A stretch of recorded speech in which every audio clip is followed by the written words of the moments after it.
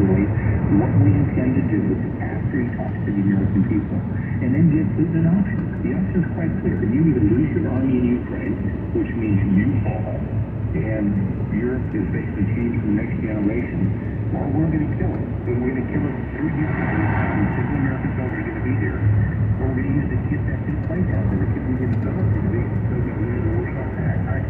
I just shake my head, Brian, every time I hear him. It's almost like he's not talking about reality. You know, I know about the what just on the side.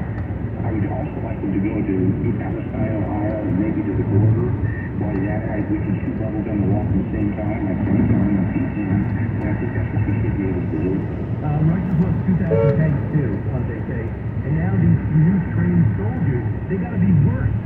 So in other words, 97% of his fighting force is in Ukraine. And we know that he's got new training who never intended to be in the military, who were drafted in, and now probably ill-trained. The other guys couldn't fight, and they were trained. Now these guys are going in there. How formidable will they be, or are they just going to be cannonballs? They're going to be cannonballs, but the Russians are starting to fight fine the way they used to fight World War II, the way that I remember the Russians fought. This is the way the Russians were going to fight during the height of the Cold War, when we thought we were going to cross the Polar Gap in Germany and go against NATO. They fight with massive artillery, and they just use mass wave attacks. We're starting to see that happening right now in certain fighting around Ukraine, where they're committing a lot of forces just to make a penetration of Ukrainian lines. This is the way they fight, and we need to get ready for that. And the Ukrainians need to get ready for that. What did you see when you were over there, General?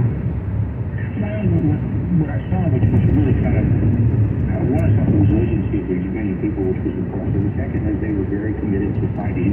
They're not going to negotiate because they believe that they basically not only killed Ukrainians, but destroyed Mariupol as a city and Izium as a city. And when I talk to the military, they say, look, just give us the kit. We don't want American troops on the ground. Just give us the pit, a bit of the kit, and we'll fight. It's almost surreal, Brian. The eastern one-third of the country is where the war's being fought. But the western, there's nothing going on. It's pretty quiet. I mean, you can travel there, the gas stations are no problem. And there's no air traffic and limited rail traffic. But the major fight is in the east. That's the heart of Ukraine, because that's the industrial heartland of Ukraine. The rest is agrarian. And they've all, and some of the things they saw were amazing. I went to Kharkiv, which is to the east, city of 1.5 million. Totally blacked out tonight, 100% blacked out. I mean, it was like Philadelphia being in blackout because there's no power. And then I looked at the side of the walls as I was walking around the city, and this shows the fighting tenacity of Ukrainians. On the sides of the buildings were massive posters that show citizens how to build Molotov cocktails. That basically they said, we're going to fight in the streets.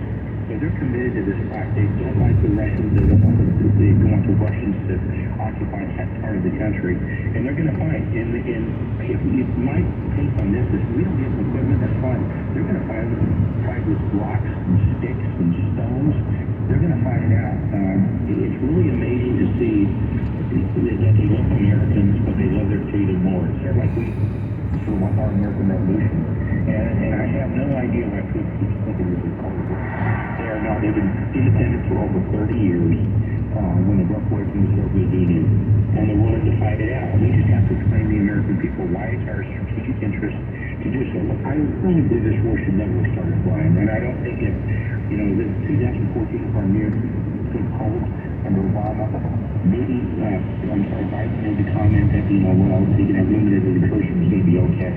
Trump would have never allowed that to happen. But now that we're into the fight and supporting Ukraine, we need to go all in, and we just haven't done it. And we haven't. Now, China has their foreign minister there, I believe, met with Vladimir Putin. It looks like in May to celebrate the World War II victory over Germany, the role that they played. I think they lost millions of people in doing it. They were invaded, by the way. They are going to ask President Xi to be there. Most likely he'll be there. He says he's going to arrive with his idea for a peace plan, his own position paper. So far, Stoltenberg, the NATO chancellor, had it and said it's very vague. Here's what Robert O'Brien said about China and what their position is on this, Cut 17. The Chinese benefit from these treaties. The Chinese aren't involved in them. They aren't bound by them. So we're binding our ability to build, for example, intermediate range nuclear or intermediate range missiles. The Chinese built thousands of them. We didn't build any of them. They developed a great advantage over us. And they're the same thing on the START treaty. They'll have more ICBM missiles in 2 or 3 years than we have in our inventory. And you combine that with the Russians, and we're outgunned 2 to 1. So, I'm not too concerned about the Russians saying that they're involved in the treaty. But we just make sure we rebuild our defenses and modernize the nuclear triad, which President Trump. Outside chance, health-related things go bad.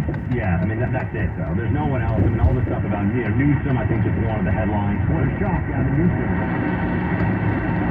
But I would say this as well. We always have to remember that what we're seeing now, what you see in your day-to-day, and Biden's bellicose speech in Ukraine, and the way that he speaks about voter suppression and Jim Crow 2.0 and all these things, that's the Biden machinery that is governing. When we get back into the re-election cycle, and everyone listening to this knows this, you don't get that Biden. They're going to have the, I'm from Scranton, and I'm just got my lunch pail, and I'm here, and I kind of sound like I'm from the South or maybe the Midwest, even though I'm from Delaware, and I love working folks and middle class, and he'll be giving the same preposterous, pseudo-folksy speech he's been given for 40 years, and some people are going to go for it. They're going to go for it again. It works. So you have to, he's not going to be running as Biden, the guy that we see now. He's going to be running as, I'm just, kitchen table, what's going on with the kitchen table issues, and you can just play it on a loop, And I say this because, as absurd as it is, Biden is going to be formidable in re-election. I want everyone to understand that. I want anyone to think this is going to be a walk in the park for any Republican. I don't care who it is. I think also the question goes into the political calculus, and this is a big picture question that I think we'll be debating throughout the course of 23 and into 24. According to the numbers, we had, 156 million people vote in the 2020 election? Again, according to the numbers. 81 million for Biden, 75 million for Trump. How much of that is just Trump? In other words, if Trump weren't on the ballot, how many fewer people would have voted? I think that's a really interesting question going forward, because I think everybody can recognize Trump was the primary signifying story of 2020. What is the primary signifying story of 2024? It should be the incumbent running for re-election, Joe Biden. Is it? If Trump is running against Biden, I think it's just worth thinking, and what does that do to motivation going forward in terms of turnout and everything else? I want to turn your attention for a moment here to saving lives out there, which you can do right now, saving babies' lives, in fact. It's important to me personally. I know it's important to so many of you in this audience because you have already taken action. But there are so many more out there from the pro-life community who can still pitch in to help with the preborn pregnancy network of clinics across the nation. Preborn clinics are the largest provider of free ultrasounds, introducing mothers with unplanned pregnancies to their unborn babies. Once that mother hears that heartbeat, sees that precious life growing inside of her, she is twice as likely, by the numbers, to choose life for that baby. Preborn accomplishes this by private, tax-deductible donations from you, the pro-life community. Preborn receives zero government funding, so their work is completely dependent on us to take action now. I donate to Preborn. I'd ask you to consider donating as well. They've rescued over 200,000 babies. And they don't stop there. They provide love, support, and counseling for up to 2 years for free. They're saving lives and souls. One ultrasound is just $28 or $140 if you can spare it to rescue possibly 5 babies' lives. So we can all save lives today. We can do something right now. Dial pound 250 on your cell phone and say the keyword baby. That's pound 250, say baby, and get connected with someone at Preborn right away, or go to preborn.com/buck. That's preborn.com/BUCK, sponsored by Preborn. Heard it on the show? Hear more on the podcast. Clay and Buck Podcast Deep Dives. More content, more common sense. Find the guides on the iHeart app or wherever you get your podcasts. KFBK, Sacramento's news radio. Everywhere on the iHeart Radio app.